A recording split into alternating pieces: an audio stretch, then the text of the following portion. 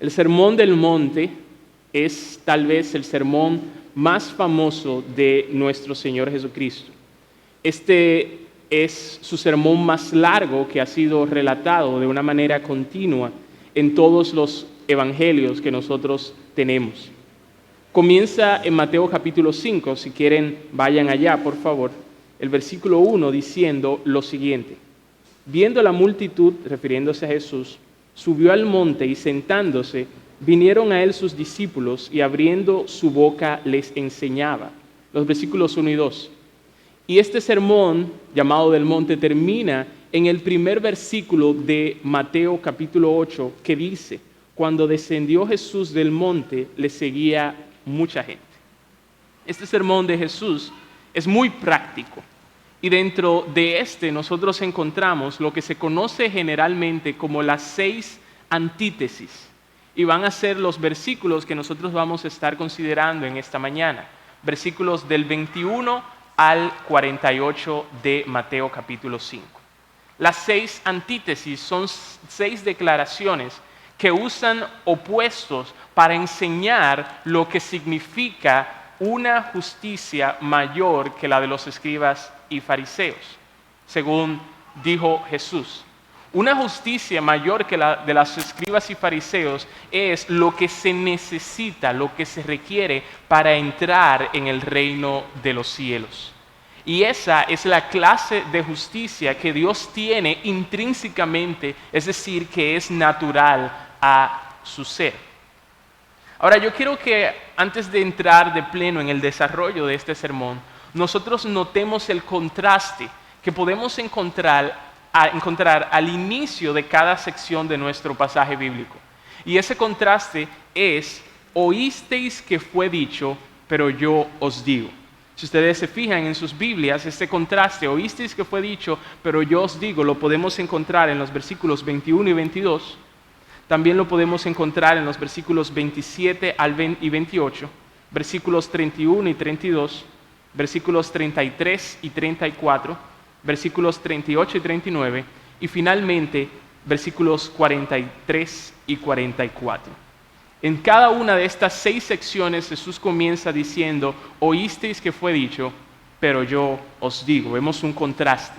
Y algo sumamente importante que nosotros debemos saber y debemos tener presente a lo largo de todo este sermón es que Jesús aquí no está contrastando la palabra de Dios en el Antiguo Testamento con su palabra en el Nuevo Testamento. Ese no es el contraste que él está haciendo. Fíjense que Jesús no dijo: escrito está, pero yo les digo a ustedes. Eso no fue lo que dijo Jesús. Jesús dijo: oísteis que fue dicho. Es decir, ustedes le dijeron esto. Jesús lo que está aquí contrastando es lo que los maestros de la ley, incluyendo a los escribas y fariseos del tiempo de Jesús, habían enseñado. Y él ahora entonces pasa a contrastar lo que esos maestros le habían enseñado al pueblo con lo que él les iba a enseñar. Básicamente, Jesús aquí lo que está haciendo es corrigiendo la interpretación que los maestros de la ley habían dado a esta última. Una interpretación errada en el peor de los casos, o deficiente, o que se quedaba corta en el mejor de los casos. Y eso es lo que Jesús va a hacer aquí. Y si hay alguien que puede hacer eso, hermano y amigo, es Jesús.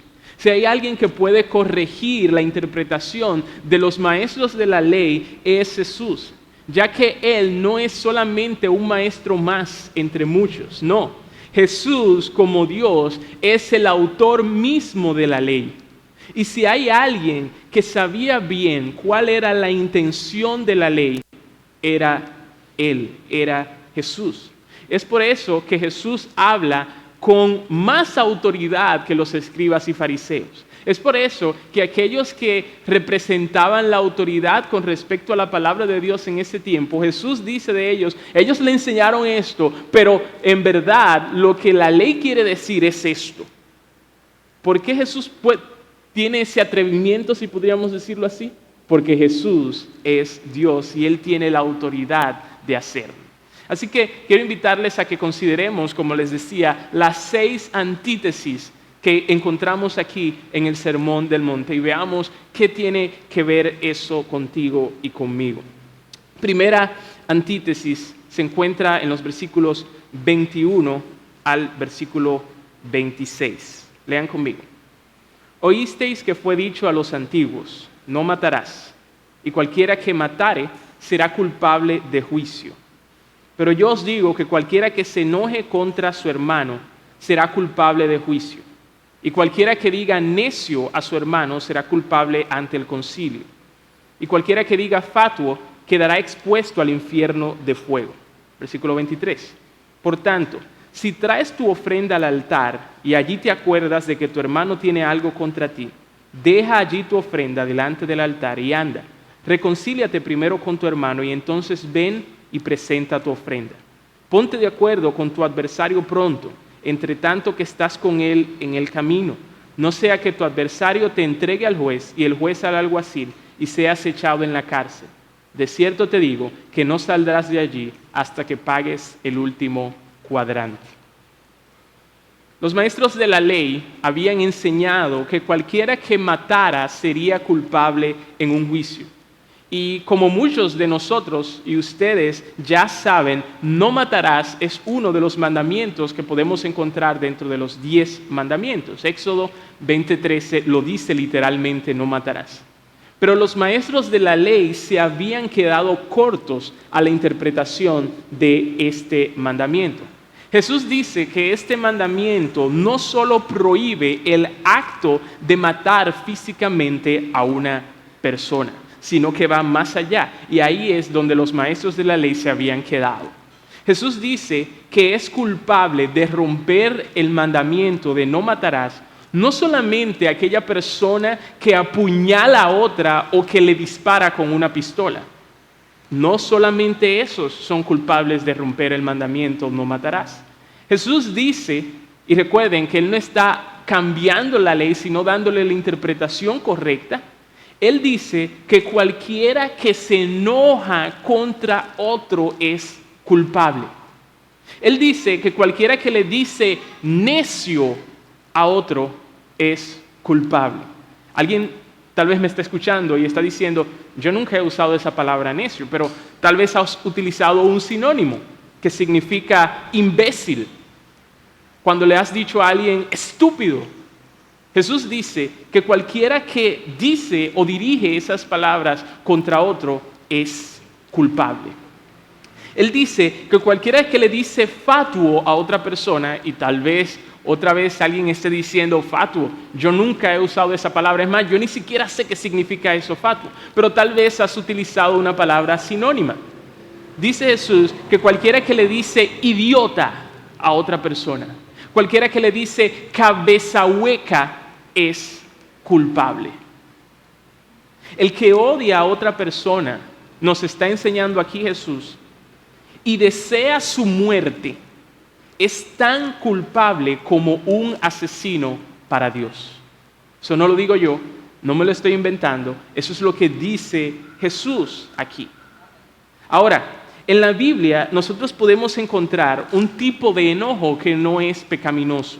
Por ejemplo, Jesús se enojó al ver cómo el templo de Dios fue convertido en cueva de ladrones. Y también vemos la exhortación de Pablo en Efesios, airaos pero no pequéis. También en la Biblia se llama necio a las personas o algunos tipos de personas. Pero la clase de enojo y la clase de palabras que Jesús está condenando aquí surgen no de un celo por la gloria de Dios, no surgen de un deseo de buscar el bien del prójimo, sino que surgen de mis deseos egoístas no satisfechos. Y eso es lo que Jesús está condenando aquí. Porque yo no tengo lo que yo quiero, yo me enojo contigo y te insulto. Porque yo no tengo lo que yo quiero, entonces yo te llamo cabeza hueca, te llamo estúpido y me enojo contigo y te llego a odiar. Y esta última es la actitud que Jesús está condenando aquí. Jesús está diciendo que esa persona que actúa de esa manera es tan culpable como un asesino delante de Dios. La clase de enojo y palabras que Jesús dice que no deben salir de nosotros son esas palabras y ese enojo que al final no tienen la intención de hacer bien al otro, sino de hacerle daño. La clase de enojo y de palabras que Jesús dice que son como matar a alguien es una actitud que no está dispuesta a reconciliarse, una actitud que no está dispuesta a perdonar al ofensor. Y eso es como matar, dice Jesús. Matthew Henry dio 3 características del enojo pecaminoso en contra del cual Jesús está hablando. Esas 3 características, según Matthew Henry, son: número 1, el enojo es pecaminoso cuando se ha dado o cuando no se ha dado una justa provocación. El enojo es pecaminoso cuando no se ha dado una justa provocación. Número 2, el enojo es pecaminoso cuando no busca ningún fin bueno. Cuando no busca ningún fin bueno. Y en tercer lugar, el enojo es pecaminoso cuando excede los límites debidos. Según Matthew Henry, esas son 3 características que diferencian al enojo pecaminoso de ese enojo que no es pecaminoso. Y los consejos prácticos que Jesús da en cada una de estas antítesis, nosotros no la vamos a considerar en este sermón, sino que lo vamos a considerar en un próximo sermón. Por eso ustedes van a ver que va a haber algunos versículos que yo no me voy a detener mucho en ellos. Pasemos ahora a la segunda antítesis, que se encuentra en los versículos 27 hasta el versículo 30. Oísteis que fue dicho: no cometerás adulterio. Pero yo os digo que cualquiera que mira a una mujer para codiciarla, ya adulteró con ella en su corazón. Por tanto, si tu ojo derecho te es ocasión de caer, sácalo y échalo de ti. Pues mejor te es que se pierda uno de tus miembros, sino que todo tu cuerpo sea echado al infierno. Y si tu mano derecha te es ocasión de caer, córtala y échala de ti. Pues mejor te es que se pierda uno de tus miembros y no que todo tu cuerpo sea echado al infierno. Pregunta: ¿dónde nosotros podemos encontrar en el mandamiento de no cometerás adulterio? Otra vez, en los 10 mandamientos. Véase Deuteronomio 5:18. Y otra vez, los maestros de la ley del tiempo de Jesús se habían quedado cortos a lo que requiere este mandamiento. Jesús dice que un adúltero no es solamente aquella persona que tiene relaciones sexuales con otra persona que no es su cónyuge. No solamente esa persona es adúltera, dice Jesús. Jesús enseña que es culpable de adulterio cualquier persona, absolutamente cualquier persona que codicia, anhela, suspira, tiene deseos por otra persona que no es su cónyuge. Es culpable de adulterio, dice Jesús, esa persona que mira a otra que no es su cónyuge y tiene el deseo de comérsela. Es culpable de adulterio, dice Jesús, esa persona que a través de una pantalla mira a otra que no es su cónyuge y se imagina que está con ella. Jesús dice: eres una persona adúltera. Puede ser que la palabra adulterio aquí que Jesús utiliza abarque todo tipo de pecado sexual, como tener relaciones también fuera del matrimonio, y que no se limita solamente a personas casadas. Notemos que Jesús dice cualquiera que mira a una mujer. Él no dice los casados que miran a otra mujer casada, él dice cualquiera que mira a una mujer. Y aunque es cierto que los hombres son más propensos a mirar y codiciar, no es menos cierto que las mujeres también lo hacen. Y Jesús nos está diciendo aquí que el que tiene fantasías en su cabeza con alguien que no es su cónyuge es tan culpable como aquel que le es infiel a su esposo o a su esposa delante de Dios. nuevamente. Jesús está explicando nuevamente lo que significa o lo que requiere literalmente o la ley en toda su plenitud. Esta prohibición de Dios, cuando Él dice no cometerás adulterio, como todas las demás prohibiciones que nosotros encontramos en la palabra de Dios, es bueno recordar, hermanos, es bueno recordar, amigos, que no tienen la intención, ninguna de las prohibiciones de Dios tiene la intención de disminuir nuestro gozo. No es que Dios está ya aburrido y dice, vamos a quitarle un poco de felicidad a esta persona y comenzar a prohibirle cosas. No, todas las prohibiciones de Dios, todo lo que Dios manda en su palabra, no es para disminuir nuestro gozo, sino para multiplicar nuestro gozo. Alguien dijo lo siguiente: Dios creó el sexo y Dios protege el sexo. Él tiene la autoridad para regularlo y para castigar a aquellos que se rebelan contra su ley. Él no regula esto porque quiere robarnos, sino porque quiere bendecirnos. Cada vez que Dios dice no, es para después poder decir sí. Termina la cita. Así que ya hemos visto la primera y la segunda antítesis que Jesús presenta en este Sermón del Monte. Vamos a pasar ahora inmediatamente a la tercera, versículos 31 al 32, que están bien conectados con lo anterior. Dice el versículo 31, también fue dicho, cualquiera que repudie a su mujer, dele carta de divorcio. Pero yo os digo que el que repudia a su mujer, a no ser por causa de fornicación, hace que ella adultere, y el que se casa con la repudiada comete adulterio.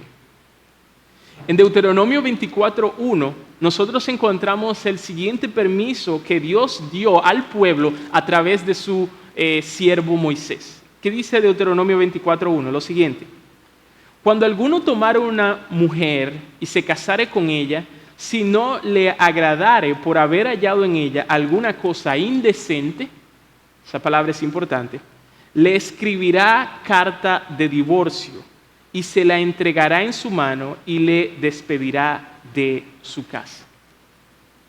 Ahora, dice que si se encuentra en su cónyuge alguna cosa indecente, Dios le daba el permiso a esa persona de divorciarse. Ahora la pregunta es, ¿qué es esa cosa indecente?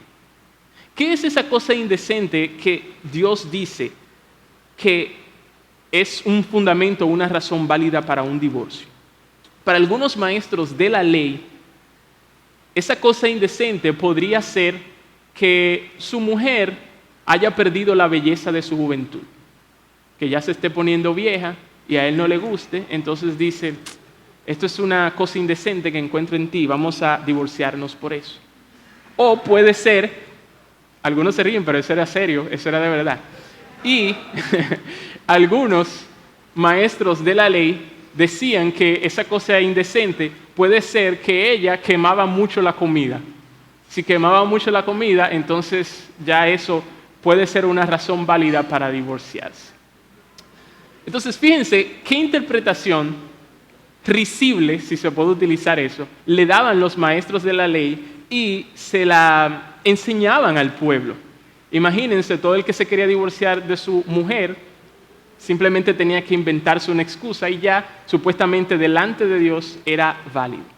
Algunos maestros enseñaban que tú te podías divorciar, en resumen, por cualquier cosa.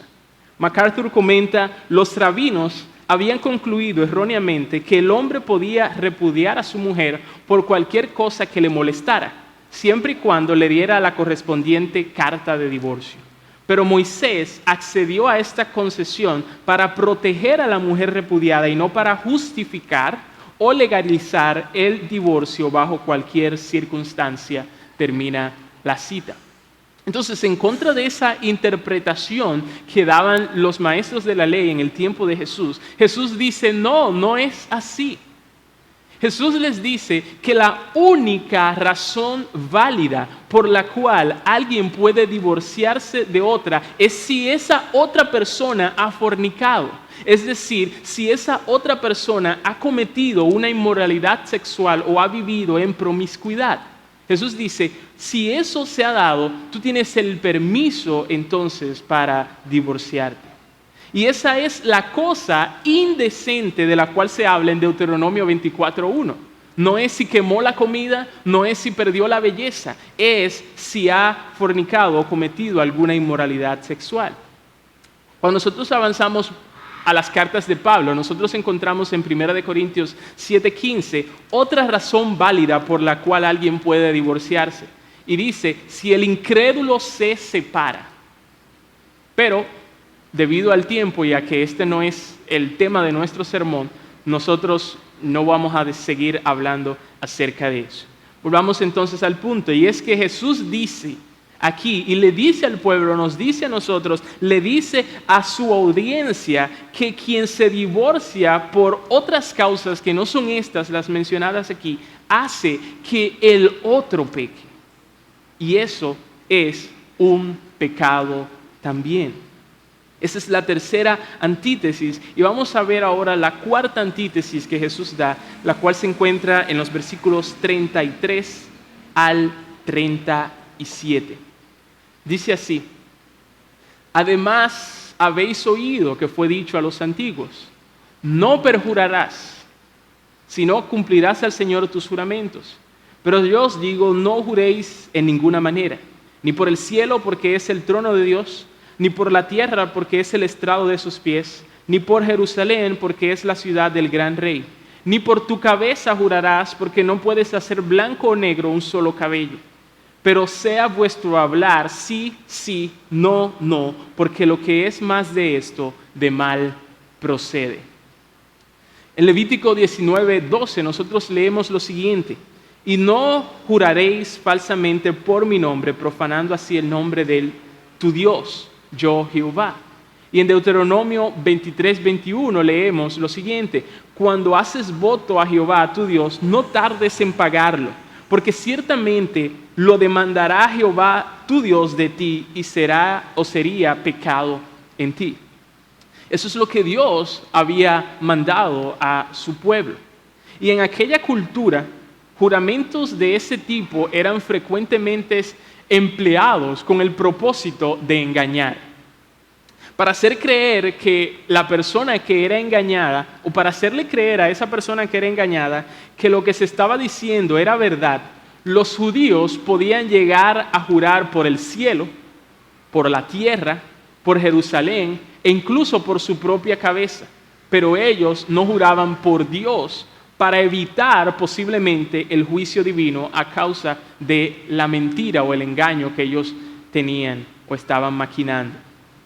Y eso era también enseñado por los escribas y fariseos.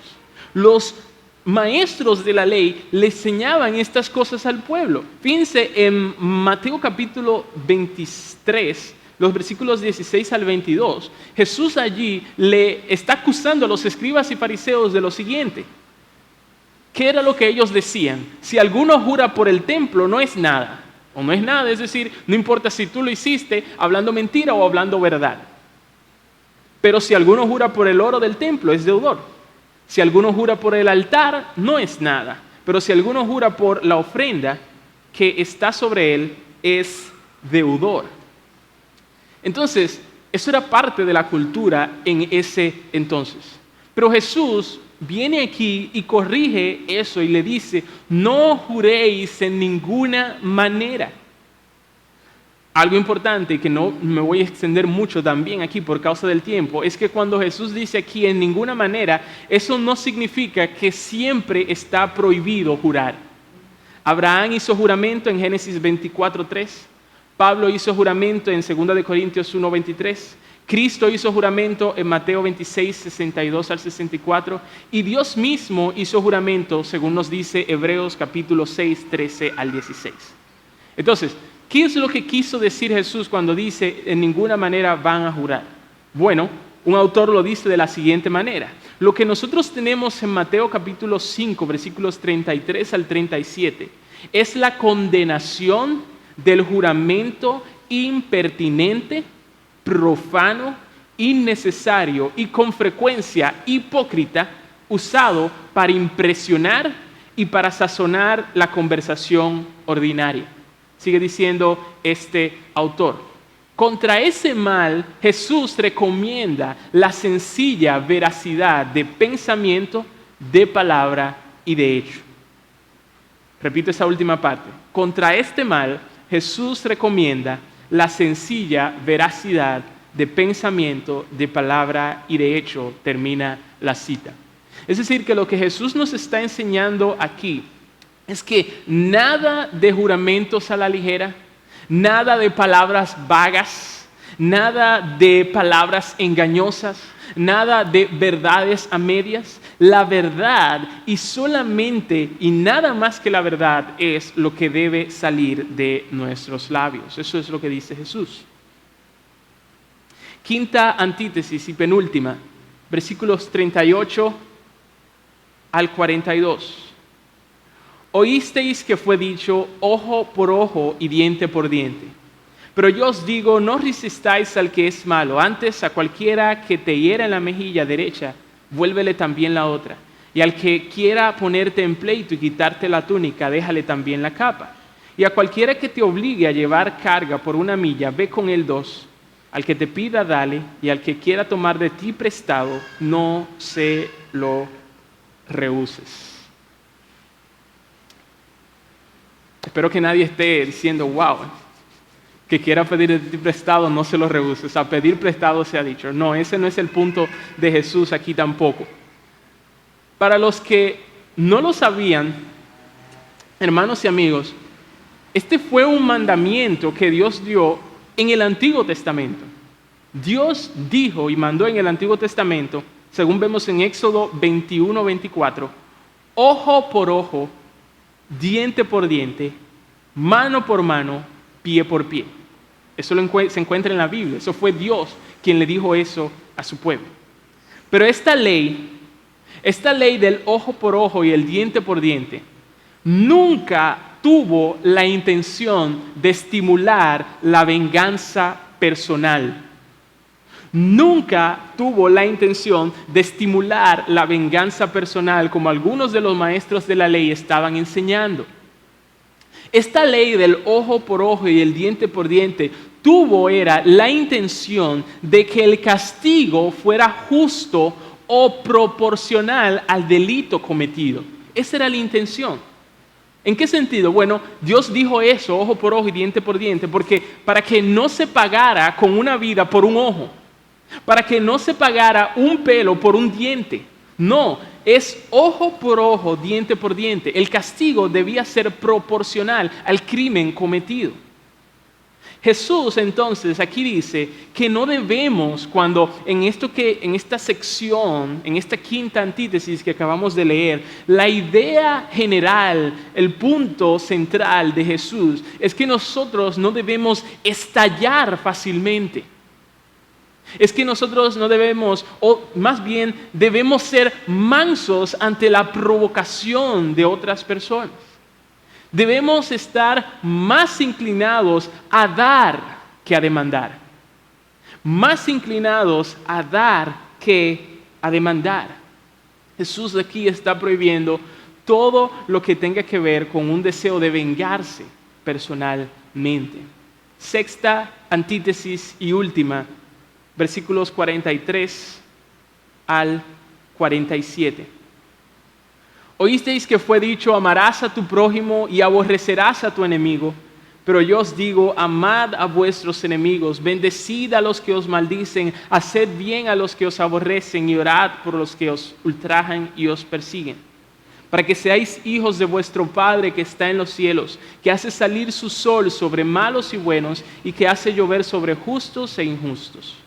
Porque si amáis a los que os aman, ¿qué recompensa tendréis? ¿No hacen también lo mismo los publicanos? Y si saludáis a vuestros hermanos solamente, ¿qué hacéis de más? ¿No hacen también así los gentiles? Amarás a tu prójimo. ¿De dónde salió eso? ¿De dónde salió esa ley? Bueno, salió de Levítico 19:18. Dios la había dado en su palabra a su pueblo. Él dice allí exactamente eso: amarás a tu prójimo como a ti mismo. Pero aborrecerás a tu enemigo. ¿De dónde salió eso? Ciertamente no fue de Dios, no fue de su palabra, no fue de su ley, más bien salió de una conclusión errada de los maestros de la ley. Bueno, si Dios me dice, amarás a tu prójimo, eso quiere decir entonces que Dios me está diciendo, aborrecerás a tu enemigo. Eso no era lo que Dios estaba diciendo, pero ellos lo interpretaban de esa manera. Y muchos judíos en el tiempo de Jesús pensaban que sus compatriotas judíos eran el prójimo a quienes ellos le debían amor. Y que los gentiles que no eran judíos eran el enemigo a quienes ellos podían aborrecer u odiar. Pero Jesús enseña que el amor al prójimo no se limita a amar a mis compatriotas. El amor al prójimo no se limita a amar a mis hermanos. El amor al prójimo no se limita a amar a mis amigos. El amor al prójimo no se limita a amar a aquellas personas que me caen bien, sino que este amor, según el mandamiento, Jesús lo explica, se extiende incluso hasta llegar a los enemigos. Y los enemigos no son personas de otras nacionalidades. Los enemigos son aquellas personas que te maldicen. Los enemigos son aquellas personas que tienen odio en tu corazón, en su corazón. Los enemigos son aquellas personas que te calumnian. Los enemigos son aquellas personas que quieren hacerte daño. Y Jesús dice, incluso a esos tú debes amar. Y Jesús concluye nuestro pasaje con las siguientes palabras, versículo 48. Sed pues vosotros perfectos, como vuestro Padre que está en los cielos es perfecto. Y eso nos lleva a la primera aplicación que yo quiero traer en esta mañana. Hermano y amigo, yo quiero invitarte, yo quiero llamarte a que tú contemples, a que tú admires, a que tú adores al Dios que es santo. Yo no sé si tú lo puedes notar en esto, yo no sé si tú puedes hacer la conexión de esta aplicación con todo lo que nosotros hemos visto hasta ahora. Como yo dije al principio, esa justicia que es mayor que la de los escribas y fariseos, que los escribas y fariseos que el pueblo tenía como en alto, allá como los más duros, como los mejores, como los más santos. Y Jesús viene y dice, ustedes necesitan una justicia mayor que esa para entrar al reino de los cielos. Esa justicia, y que Jesús enseña en estas 6 antítesis, no es nada más y nada menos que la justicia de Dios mismo. Por eso yo digo, debemos quedar admirados ante la clase de Dios que nosotros tenemos. Porque este Dios de la Biblia no es como ese doctor que le dice a su paciente que deje de fumar porque fumar es malo, pero él tiene un cigarrillo en la mano.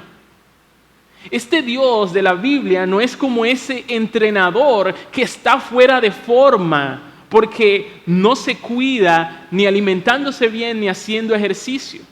No, Dios hace lo que nos manda a hacer. De hecho, lo que Él nos manda a hacer no es nada más y nada menos que un reflejo de lo que Él es. Por eso Jesús dice, sean perfectos como su Padre. Y más arriba, Él dice que nuestro Padre es bueno con sus enemigos. Ese es un Dios que es 100% santo, en el cual no hay nada de pecado en Él. Él no es como esos sabones que prometen ser 99.9% de limpieza. No, Él es 100% limpio. No hay maldad, no hay oscuridad, no hay pecado en Él. Y Él es tan santo, Él es tan supremo, Él es tan sublime que la Biblia dice que incluso es limpio, muy limpio de ojos para ver el mal.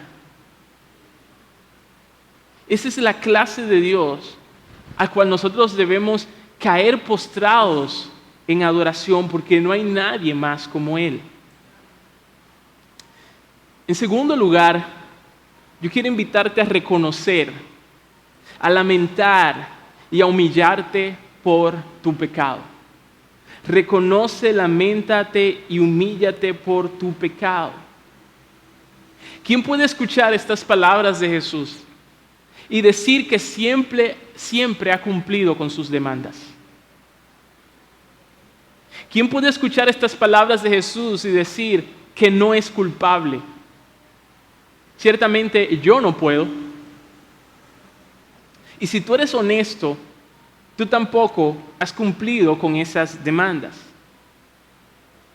¿Quién puede levantarse y decir que nunca ha odiado a alguien? ¿Quién puede levantarse y decir que nunca ha insultado a alguien con sus palabras?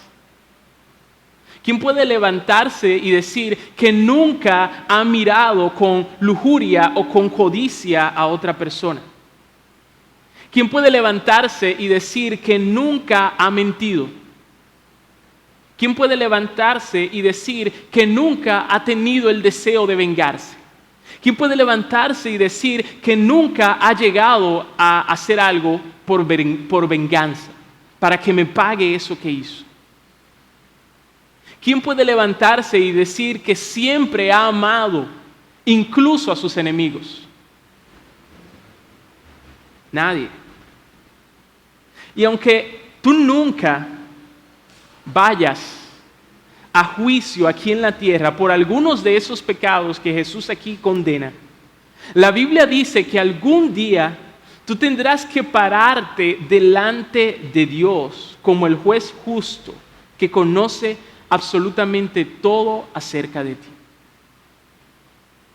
Algún día tú vas a tener que pararte delante de ese Dios que conoce, vuelvo a repetir, absolutamente todo acerca de ti. Todo acerca de ti. Lo que conversas en WhatsApp, lo que haces en la privacidad de tu habitación y hasta lo que piensas. Es delante de ese Dios que tú vas a tener que pararte algún día a dar cuenta. Y cuando Dios te juzgue, no según lo que tú pienses que está bien o está mal, porque aquí no estamos hablando de lo que yo pienso, lo que tú piensas que está bien o está mal. Cuando Dios te juzgue, no según lo que la sociedad legaliza o lo que la sociedad condena, sino cuando Dios te juzgue según lo que Él dice en su palabra y en su ley que está bien y está mal.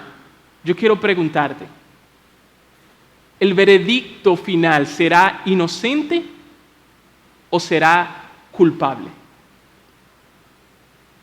Cuando tú estés delante de ese Dios y Él te juzgue, la pregunta es, ¿tú vas a salir del tribunal de Dios vas a salir en libertad y con una indemnización, o tú vas a ser condenado?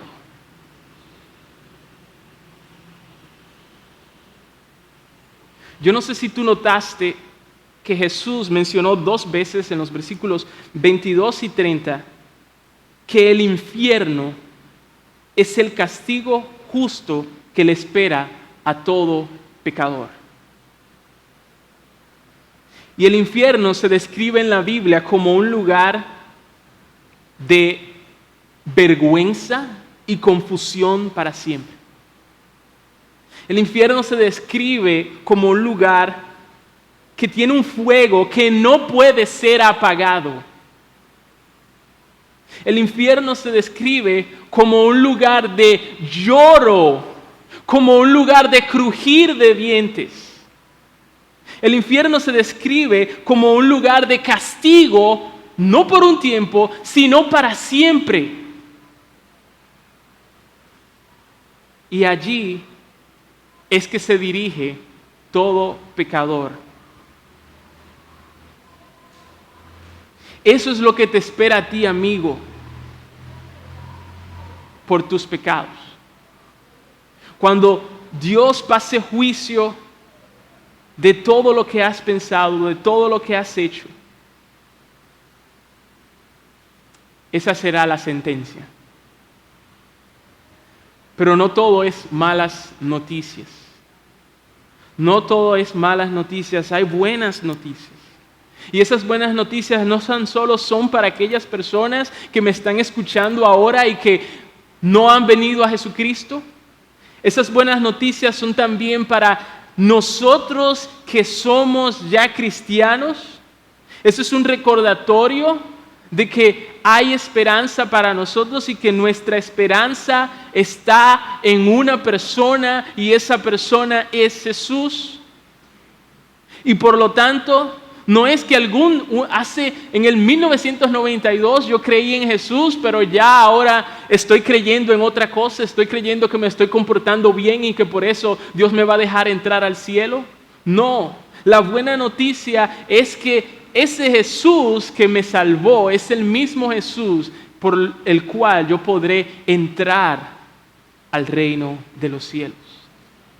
Así que la buena noticia es que Dios se hizo hombre en la persona de Jesús. Y si ustedes leen en el mismo capítulo 5 que estamos considerando, unos versículos más arriba, Jesús dijo: yo no he venido a abrogar la ley y los profetas, yo he venido a cumplirla.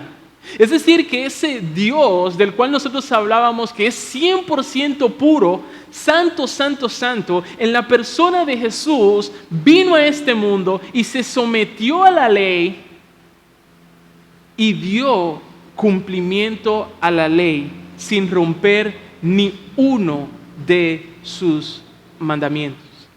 Y todo eso Él lo hizo a favor de pecadores como tú y como yo. Él no tenía que descender, Él no tenía que bajar, Él podía quedarse allá arriba, Él podía mandarnos a todos al infierno, pero Él descendió del cielo para darnos salvación.